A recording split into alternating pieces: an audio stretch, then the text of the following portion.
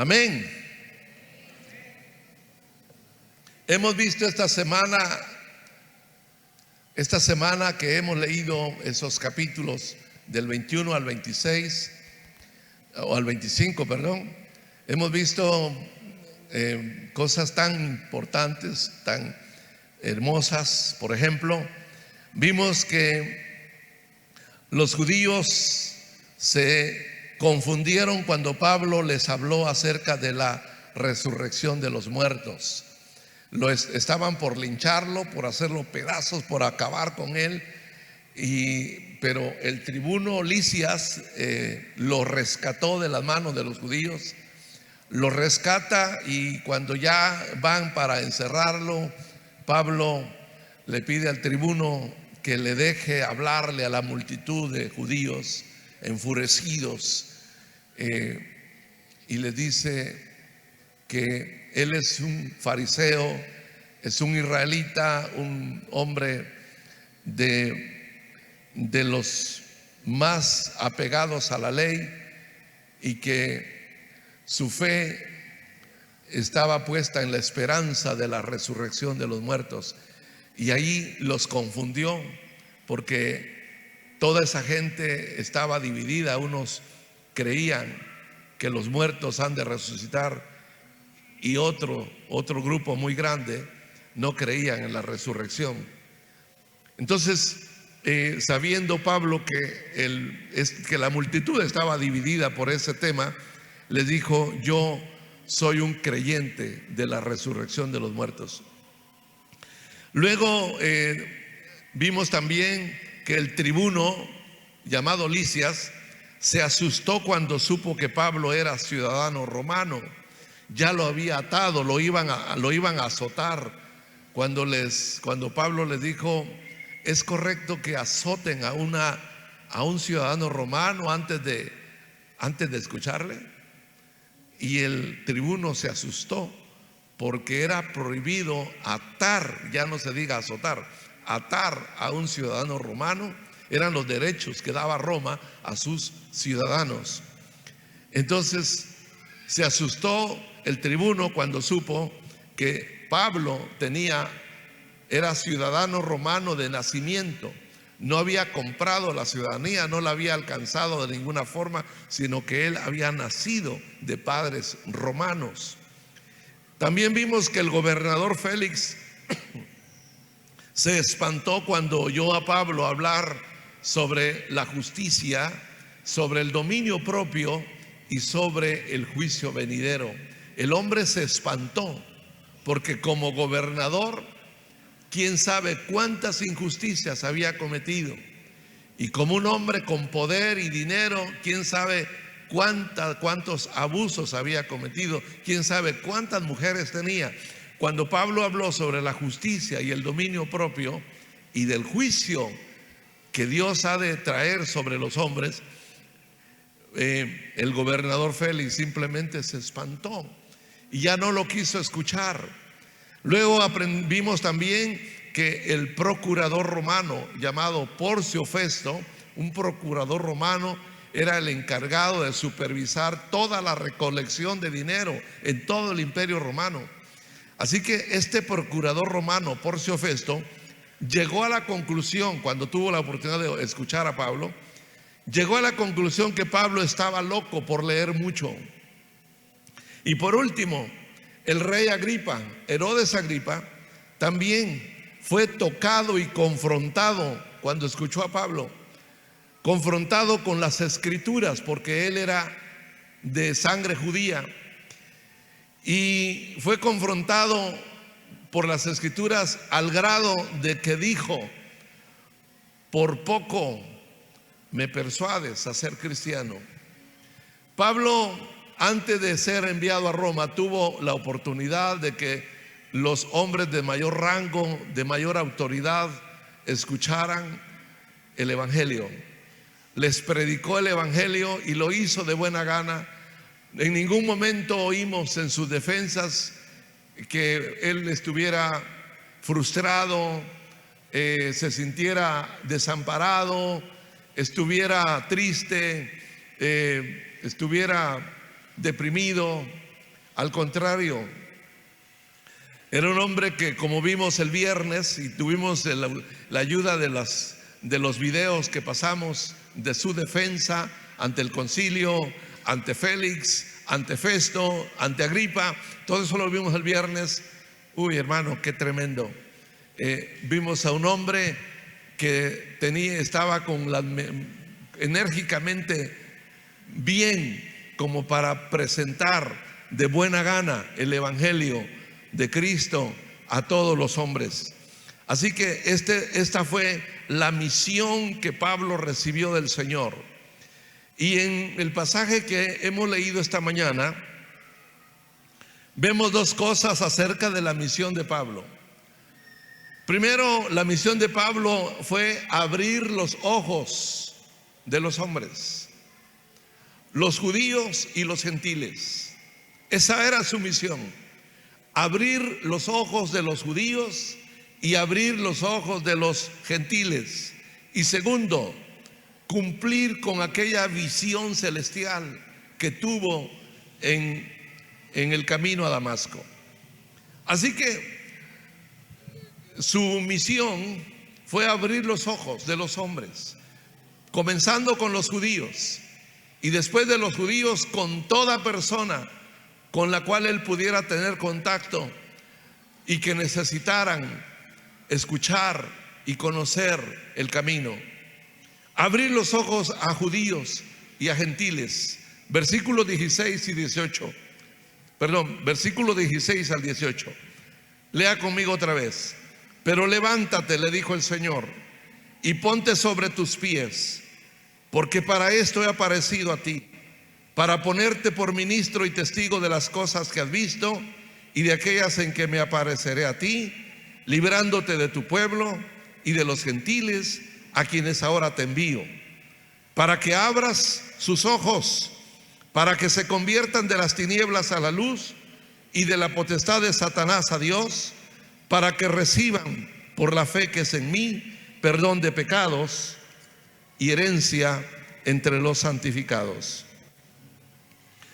Abrir los ojos de los judíos y de los gentiles. ¿Para qué? El texto nos lo dice. Para que se convirtieran de las tinieblas a la luz. Para que se convirtieran de la potestad de Satanás a Dios.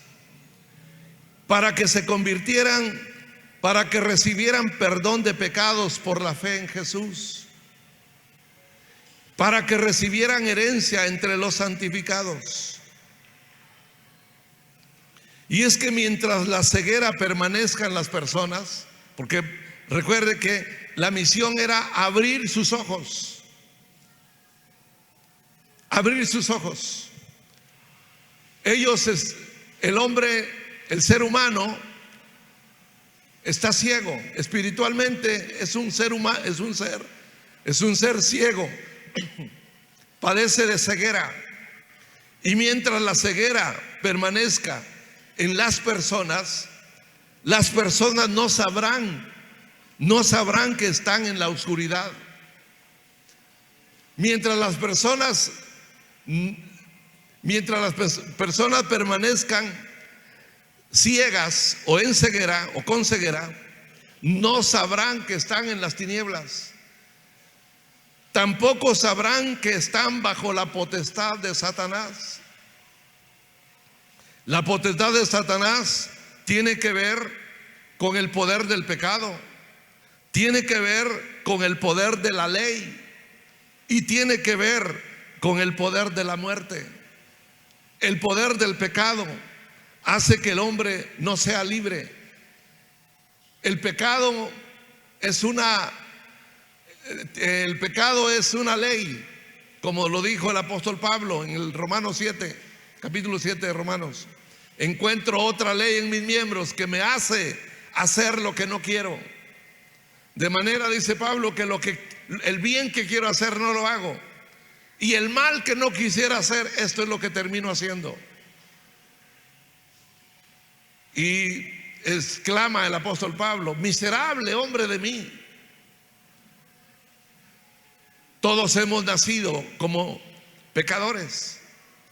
Fuimos concebidos en pecado, nacimos en pecado y somos esclavos del pecado. Así que el pecado es como un amo que impone su ley sobre el ser humano, y todos pecan porque están bajo el poder del pecado. Pero la ley que el pueblo de Israel recibió de parte de Moisés, en lugar de liberarlos del pecado, complicó más las cosas, porque la ley condena a los que cometen infracción, y en lugar de salvar, la ley condena. Y a esa conclusión llega el apóstol Pablo cuando escribe la carta a los romanos. Aquella ley, dice Pablo, aquella ley en la cual yo pensé que podía ser salvo, o aquella ley que podía ser para salvarme, en lugar de salvarme me condenó. De manera que la ley, en lugar de ayudar, complica las cosas. Dice el apóstol Pablo: yo no sabía lo que era codiciar, aunque codiciaba, pero no sabía que era codicia, hasta que la ley dijo: no codiciarás. Y cuando yo supe que la ley decía no codiciarás, entonces ya no solamente pequé, sino quebranté el mandamiento. Y lo que la ley hizo fue condenarme a la muerte. Entonces, el poder del pecado, el poder de la ley y el poder de la muerte, que es resultado del pecado, porque la paga del pecado es muerte. La muerte es el resultado del pecado, es un decreto dado por Dios, que el hombre debe morir porque es pecador. Esas tres cosas: el poder del pecado, el poder de la ley y el poder de la muerte, es lo que podríamos llamar la potestad de Satanás. El diablo se aprovecha de esto para esclavizar al ser humano, para esclavizarlo bajo el miedo, el temor. Y de esa manera Satanás se enseñorea y viene a ser y establece su imperio, su reino sobre el ser humano. Por eso dice la palabra que el mundo está bajo el poder del maligno. Esto es lo que llamamos entonces potestad de Satanás. Así que mientras la ceguera permanece en la gente no sabrá jamás que están en las tinieblas.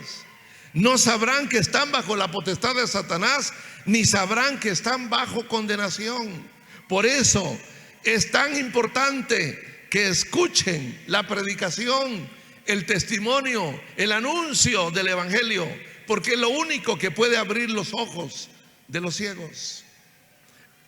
El evangelio anunciado, como Pablo lo llevó ante judíos y gentiles, fue para eso, para que se convirtieran de las tinieblas a la luz y de la potestad de Satanás a Dios, y para que recibieran perdón de pecados por la fe en Jesús, y para que tuvieran herencia entre los santificados. Esa fue su misión: abrir los ojos de todos los que oyeran el mensaje. Y en segundo lugar, fue cumplir la visión celestial. Versículos 19 y 20 dice: por lo cual, oh rey Agripa, no fui rebelde a la visión celestial, sino que anuncié primeramente a los que están en Damasco y Jerusalén y por toda la tierra de Judea, y a los gentiles que se arrepintiesen y se convirtiesen a Dios, haciendo obras dignas de arrepentimiento. Dice el apóstol Pablo entonces en su testimonio dado ante el rey, ante Agripa, él dice: esa visión que tuve se convirtió en una obligación. Dice, no fui rebelde a esa visión celestial. Cumplir la visión celestial tenía que ver con el arrepentimiento, con la conversión y con las buenas obras que se esperan como fruto del arrepentimiento. Pablo aceptó ese reto, aceptó ese desafío, esa comisión que le llevaría a ser perseguido, a ser azotado, a ser encarcelado, a vivir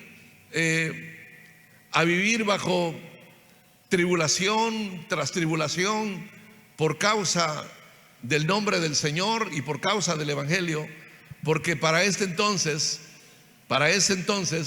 el Evangelio era considerado como una plaga, como una secta o como una herejía.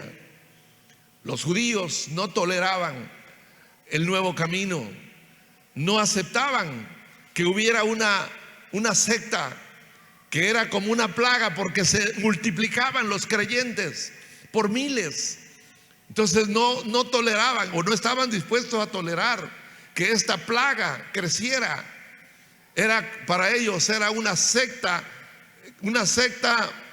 que ellos maldecían, una herejía que había que combatir.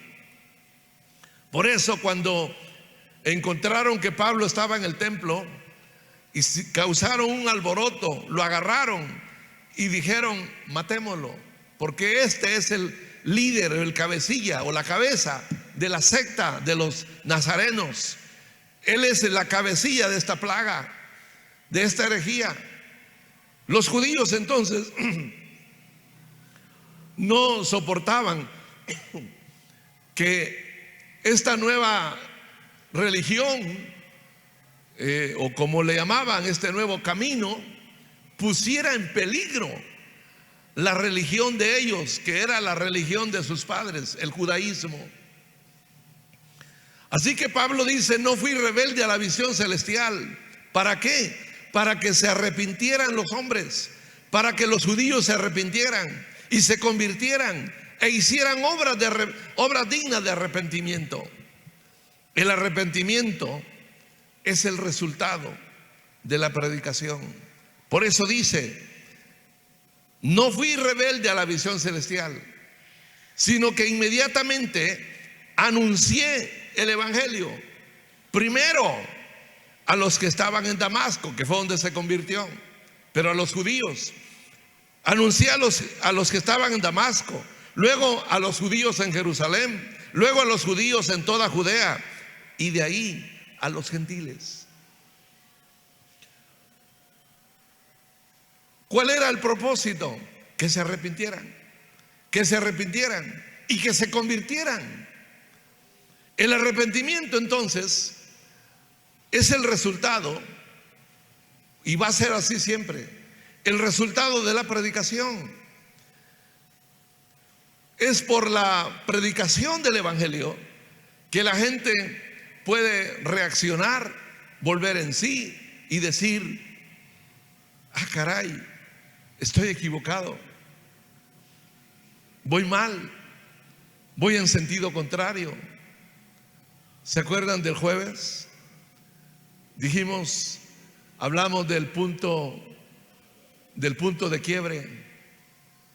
Hablamos de ese momento en el que se desmorona todo y nos damos cuenta que no era por ahí, sino por aquí, y que el camino, y que Jesús es el camino correcto. Eso fue lo que le dijo el Señor a Pablo. Pablo, no es por ahí, es por aquí. Yo soy el camino. Vas en dirección equivocada. Dura cosa te dan cosas contra el aguijón. Entonces, el apóstol Pablo tuvo ese punto. Gloria a Dios, hermano. Pablo tuvo esa experiencia que llamamos punto de ruptura, donde su pasado quedó en el pasado. Y desde ese momento, desde ese punto de ruptura, el presente y el futuro fue diferente. Ya no fue lo que había sido, y ahora llegó a ser lo que nunca fue en el pasado. Él encontró a Jesús cuando iba a Damasco para destruir a los que profesaban esta herejía que según lo decían los judíos. Cuando iba a buscar judíos para llevarlos, para golpearlos y llevarlos a las cárceles, porque eran una plaga, eran una secta indeseable. Así que el apóstol Pablo se convierte a partir de ese punto de ruptura en el hombre que va a llevar el evangelio y las buenas noticias a todo ser humano, sea judío o gentil, para que se arrepientan. Y para que se arrepientan, ellos tienen que escuchar el mensaje, tienen que oír el mensaje que Jesús le encomienda a Pablo. Le dice: levántate, Pablo, porque te he puesto como testigo para que hables de lo que has visto y de lo que has oído. La gente nunca se arrepentirá si no escuchan la predicación. La predicación es la única manera de que la gente pueda tener la oportunidad de arrepentirse. Pero el arrepentimiento no es todo. Aquí dice: para que se arrepientan y se conviertan a Dios. No es lo mismo, no es todo el arrepentimiento. Se necesita también la conversión. El arrepentimiento es el resultado de la predicación, pero la conversión es el resultado del arrepentimiento. No hay conversión sin arrepentimiento, como tampoco hay arrepentimiento sin predicación. Por eso es importante dar a conocer el evangelio, porque la gente nunca se va a arrepentir a menos que escuchen el evangelio. Es imperativo que la gente escuche. Sin predicación no hay arrepentimiento, porque es por el oír que la palabra compunge, redarguye y compunge. Es tan importante, tan necesario que la palabra corra a través de la predicación. Por eso alabamos a Dios por esos hogares donde no se ha dejado de predicar.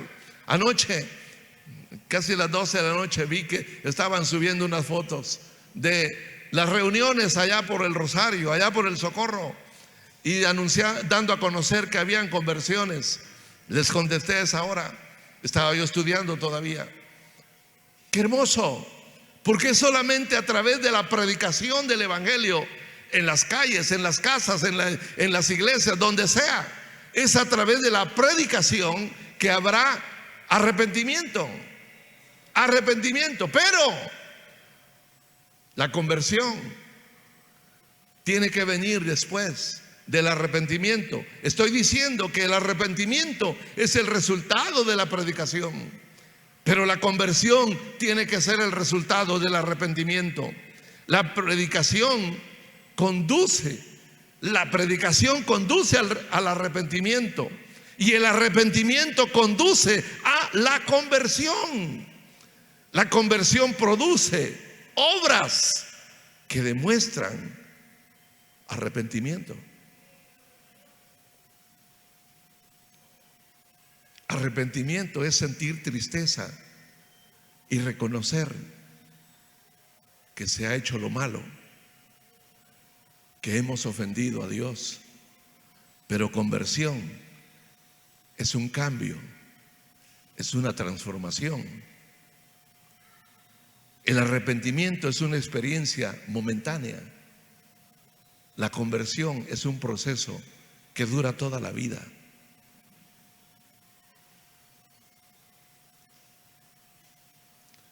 Pablo se arrepintió en el camino a Damasco y él dijo: Señor, ¿qué quieres que yo haga? ¿Quién eres tú?, le dijo primero. ¿Quién eres, Señor? ¿Qué quieres que haga? Se dio cuenta que su camino era contrario a el deseo y a la voluntad de Dios.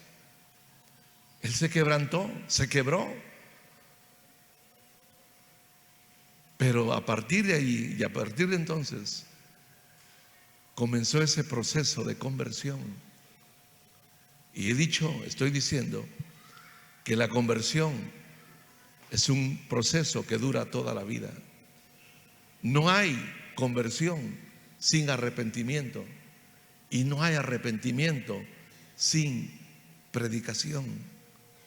Nadie se va a convertir si no escuchan la predicación del Evangelio. Por eso es tan necesario ir a las casas, porque si solo dependemos de la predicación en los templos, la gente no va a los templos, pero sí llegará a su casa. Ellos no van a la iglesia, no los hacen ir a la iglesia, pero sí podrán ir a la casa suya para escuchar el Evangelio, para oír ahí la predicación. No se trata de hacer grupos de hermanos, se trata de llevar invitados que no conozcan el Evangelio. No se trata de hacer células de hermanos, se trata de llevar invitados que no se han arrepentido, que necesitan oír el Evangelio, la predicación del Evangelio. Esa es la visión celular. Esa es la visión de las casas. La palabra debe correr y ser glorificada, provocando arrepentimiento en la gente una vez que escuchan la predicación del Evangelio. Y si ellos se arrepienten, el siguiente paso será la conversión. Aquí lo dice el texto: anuncié primeramente a los que están en Damasco, a los judíos de Damasco, a los judíos de Jerusalén, a los judíos de toda la tierra de Judea y a los gentiles que se arrepintiesen y se convirtiesen a Dios. Así que, hermanos amados, arrepentimiento es reconocer con tristeza que se ha ofendido a Dios, que se ha hecho lo malo delante de Él. Pero conversión es un cambio, es una transformación que va a durar el resto de la vida, toda la vida. El arrepentimiento, en el arrepentimiento puede ser que hayan lágrimas, porque la persona se quebranta. Y cuando la persona está arrepentida, se quebranta, se quiebra, llora. Y como el carcelero del carcelero de Filipos, puede que diga: ¿qué tengo que hacer para ser salvo? Él necesita la salvación, y todo lo que necesita es creer en Jesucristo, creer en el Señor Jesús, creer que Él murió precisamente por él o por ella, pero resucitó de entre los muertos. Él está vivo, y está vivo para ser salvador de todos los que creen en Él. Entonces la persona se arrepiente y llora y se quebranta. El arrepentimiento produce eso. Es un estado emocional, es un quebrantamiento del corazón. Tiene que ver con los sentimientos, pero la conversión tiene que ver con la voluntad, porque la conversión produce buenas obras. El arrepentimiento generalmente es una experiencia momentánea, pero la conversión es un proceso. La conversión produce obras que comprueban que la persona está arrepentida.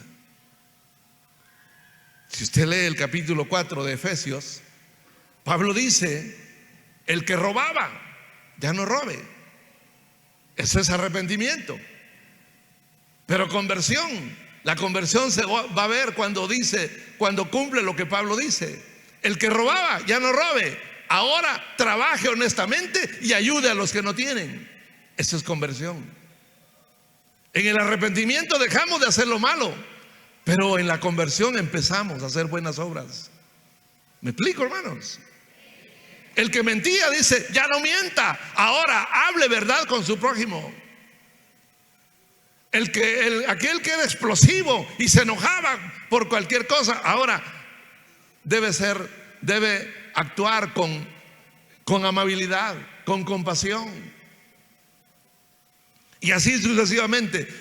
Hay que leer las cartas de Pablo. El capítulo 4 de Efesios, el capítulo 2 y 3 de Colosenses son instrucciones de cómo el creyente tiene que avanzar en ese proceso de conversión. Dice, despójense del hombre viejo, de esa vieja naturaleza, de ese hombre viciado. Despójense de él y revístanse del nuevo hombre. Eso es conversión. ¿Qué quiere decir esto entonces? Bueno, quiere decir que pueden haber cristianos que solamente se han arrepentido, pero no se han convertido a Dios. ¿Por qué no se han convertido a Dios? Porque no están produciendo obras de arrepentimiento. Hay mucha gente que no se ha arrepentido de su incredulidad. Hay muchísima gente, hay muchas iglesias en Santa Lucía, pero vea usted vea esas multitudes en los días festivos, fiestas religiosas o fiestas patronales o fiestas de lo que sea. La gente, hay mucha gente que no se ha arrepentido de ser incrédulos. No han creído, no han tomado en serio la muerte del Señor. No han creído que Él es el único que puede salvar al hombre. Siguen siendo incrédulos.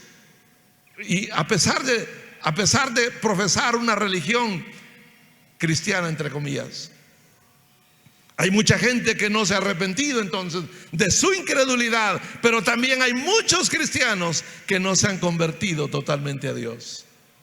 Nada más se arrepintieron y perseveran en la fe, pero no se han convertido totalmente a Dios, porque no hay obras de arrepentimiento. Las obras confirman que el arrepentimiento ha sido sincero, verdadero, que el arrepentimiento ha sido verdadero. Dice Pablo, ninguna palabra corrompida salga de vuestra boca, sino hablen palabras que edifiquen a los demás. Puede ser que tu vocabulario sea el mismo de antes. Entonces te arrepentiste de que eras incrédulo, pero no te has convertido. Tu vocabulario sigue siendo corrupto. Tu vocabulario no ha cambiado. Tus costumbres, tus hábitos no han cambiado. Seguimos pecando, seguimos mintiendo, seguimos aprovechándonos de los demás, seguimos siendo soberbios, altivos, seguimos haciendo cosas que no son congruentes con la fe. ¿Eso qué significa? Bueno, significa que nos arrepentimos y por eso perseveramos en la fe, pero no nos hemos convertido totalmente a Dios. Y el mensaje del Evangelio no es solamente para que se arrepientan, es para que se conviertan y produzcan obras dignas de arrepentimiento. ¿Cómo está usted? ¿Cómo calificaría usted su comportamiento, su vida cristiana? ¿Cómo la evalúa? ¿Cómo evaluamos nuestra vida? ¿De verdad estamos convertidos a Dios? ¿O solo hemos pasado por la experiencia del arrepentimiento. Yo acepté a Jesús y ahí me quedé. Vengo a la iglesia, escucho, me alegro por estar en la iglesia, pero no hay demostración, no hay pruebas, no hay obras que sean la prueba del verdadero arrepentimiento. ¿Y cuáles realmente son esas obras que demuestran un arrepentimiento verdadero? Bueno, el Señor se lo dijo a Israel muchas veces y lo vimos especialmente en el libro de Oseas, apenas que lo leímos. ¿Qué pide Jehová tu Dios de ti? Dijo el Señor. Primero, que practiques la justicia. Número 2, que practiques la verdad. Y número 3, que practiques la misericordia. Y estas son 3 cosas universales que tienen que ver con la conversión: practicar la justicia, practicar la verdad y la misericordia. Todo tiene que ver con mi relación con los demás. Justicia, verdad y misericordia. Por eso Pablo dice: por lo demás, hermanos, todo lo que es verdadero, todo lo que es justo, todo lo que es de buen nombre, todo lo que tenga virtud alguna, todo lo que sea digno de alabanza, en esto pensad. Si no es verdadero es porque es falso. Si no es justo es porque es injusto. Si no hay virtud, si no hay algo digno de alabanza, es porque no hay amor, no hay misericordia. La conversión que Dios esperaba de Israel y la espera de nosotros tiene que ver con eso. Sencillo. Misericordia quiero, dijo el Señor, y no sacrificios. Misericordia quiero y no sacrificios. Conocimiento de Dios más que holocaustos. Mi pueblo fue destruido porque le faltó conocimiento de Dios. Es muy sencillo. Hemos sido llamados a predicar el evangelio, respaldado por una conversión genuina. Gente que practica, somos gentes que practican la justicia, la verdad y la misericordia. Pensemos hoy en todo lo que es justo. Justo en relación con mi familia, mi esposa, mis hijos, mis suegros, etcétera, etcétera. Todo lo que es justo. ¿En qué estoy fallando? ¿Estoy siendo injusto con alguien? Pensemos en todo lo que es justo. Pensemos hoy en todo lo que es verdadero. Pensemos hoy en todo lo que sea, en todo lo que tenga virtud alguna, en todo lo que sea digno de alabar. Eso es conversión. Dios esperaba que Israel se arrepintiera y se convirtiera. Y ese es el mensaje del evangelio. Dios le dijo a Pablo: te he puesto para que abras sus ojos, para que abras los ojos de los judíos y de los gentiles, para que se convierta, para que se den cuenta que están en las tinieblas, para que se den cuenta que están bajo el poder de Satanás y se den cuenta que están bajo condenación, para que se arrepientan y se conviertan y hagan obras dignas de arrepentimiento. Ese es el evangelio completo. Es el evangelio completo. El evangelio completo no es solo arrepentimiento, es conversión. Son obras dignas de arrepentimiento. Obras que tienen que ver con eso, con justicia, con la verdad y con la misericordia. Agréguele usted todo lo demás, pero estas son las tres cosas que Dios esperaba de Israel y las esperará indudablemente de su pueblo, que somos nosotros. Ya nos arrepentimos. Empecemos o sigamos en ese proceso de conversión. Por eso dije que la conversión no es momentánea.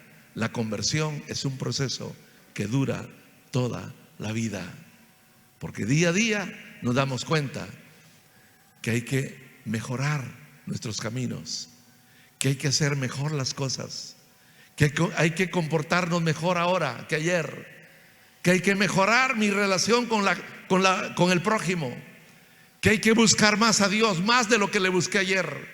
Hay que hacer obra digna de arrepentimiento. Hermanos amados, este es el Evangelio. ¿Le parece? Porque de lo contrario usted puede ser que diga: hermano, mejor, pues si es así, mejor me quedo afuera. Bueno, acuérdese que los que están afuera están en tinieblas y están bajo la potestad de Satanás.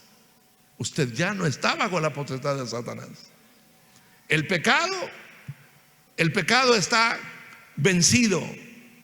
Jesús dijo: yo he vencido al mundo, y el mundo y el pecado son hermanos. Él ha vencido al mundo, y lo que vence al mundo es nuestra fe.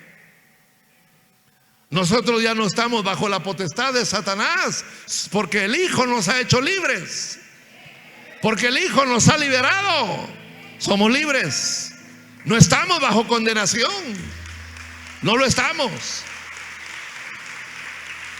¿Sabe que estar en la oscuridad, estar en tinieblas, es andar a tientas? Así andábamos antes, a tientas. A tientas. No, ya no caminamos a tientas. Caminamos como los que caminan de día, seguros, alegres, llenos de vida, porque la luz da vida. Ya no estamos en tinieblas. Ya no estamos bajo la condenación del pecado, ni bajo la potestad de Satanás. Ya no estamos bajo condenación. Pero Dios desea, por su palabra, que del arrepentimiento pasemos a ese proceso diario de la conversión a Dios, produciendo frutos dignos de arrepentimiento que tengan que ver con la justicia, con la verdad y con la misericordia. ¿Le entramos, hermanos? ¿Le entramos? ¿Cuántos quieren hacer la voluntad de Dios? Gloria a Dios. Vamos a estar de pie. Entonces concluimos esta mañana, porque esta es la predicación del Evangelio. El Evangelio es para que la gente se arrepienta y se conviertan y hagan obras que demuestran que el arrepentimiento es verdadero. Padre, en el nombre de Jesús, gracias por tu palabra. Gracias por darnos luz. Gracias por dirigirnos, guiarnos, llevarnos de la mano por medio de tu palabra. Muchas gracias, Espíritu Santo, porque tú, Señor, sin darte, sin revelarte, sin hacerlo visible, eres el Maestro. Eres quien nos lleva día a día, paso a paso. Nos llevas de victoria en victoria. Gracias, Espíritu Santo. Eres nuestro Maestro. Te alabamos, Señor, te glorificamos, porque cada día, Señor, aprendemos cómo hacer tu voluntad, que es lo mejor que podemos hacer. Gracias, Señor. Bendecimos tu nombre en esta mañana. Queremos alabarte, Señor. Queremos glorificarte, Señor. Queremos seguir, queremos continuar, Señor, dando testimonio, anunciando este evangelio que restaura, este evangelio que sana, este evangelio que levanta al pobre del polvo, al menesteroso de su condición. Queremos, Señor, seguir anunciando este evangelio en las casas, en cualquier lugar donde sea posible, Señor. Podamos anunciar, Señor, que la gente debe abrir sus ojos, convertirse de la oscuridad, convertirse de la potestad de Satanás, convertirse de los ídolos a ti, Señor, y saber que ellos pueden tener herencia entre los santos. Muchas gracias, Padre. A ti sea el honor y la gloria. Gracias, Señor.